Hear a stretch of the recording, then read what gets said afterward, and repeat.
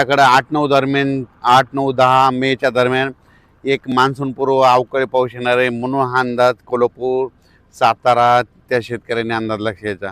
आणि राज्यात सांगायचं झालं तर म्हणजे राज्यात बरेच शेतकऱ्याचे फोन आले की आता ह्या मेमध्ये एखादी अवकाळी आहेत तर राज्यात आणखीन 2 चांगले मान्सून पूर्व पाऊस पडणार आहे, 2 अवकाळी पाऊस पडणार आहे म्हणून हा अंदाज सर्व शेतकऱ्यांना लक्षायचा।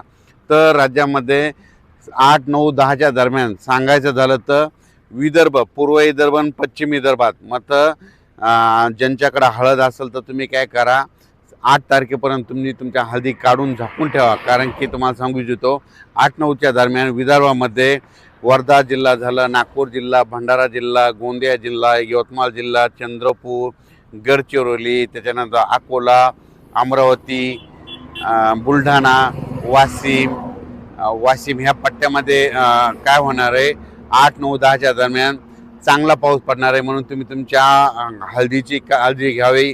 हळद असेल तर झाकून ठेवावे कारण की हा पाऊस विदर्भामध्ये जरा हे जास्त राहणार आहे, पूर्व विदर्भ आणि पश्चिम विदर्भात जास्त प्रमाण राहणार आहे म्हणून हा अंदाज विदर्भातल्या सर्व शेतकऱ्यांनी सर्वप्रथम लक्षात द्यायचा। त्याच्यानंतर आपण मराठवाड्याकडे वळू। नांदेड जिल्हा झालं, हिंगोली जिल्हा झालं, लातूर जिल्हा झालं, बीड जिल्हा झालं, धाराशिव जिल्हा झालं, त्याच्यानंतर जालना जिल्हा झालं, त्याच्यानंतर इकडं सोलापूर, त्याच्यानंतर कोल्हापूर ह्या पट्ट्यात देखील काय होणार आहे 8-9च्या दरम्यान तुरळक भागात म्हणजे कर्नाटक बाजूच्या समजा सीमालगतचे जे जिल्हे आहेत त्या परिसरामध्ये चांगल्या प्रकारचा मान्सून पूर्व एक पाऊस अवकाळी येणार आहे म्हणून ह्या 8-9च्या दरम्यानचा अंदाज लक्षात येतो।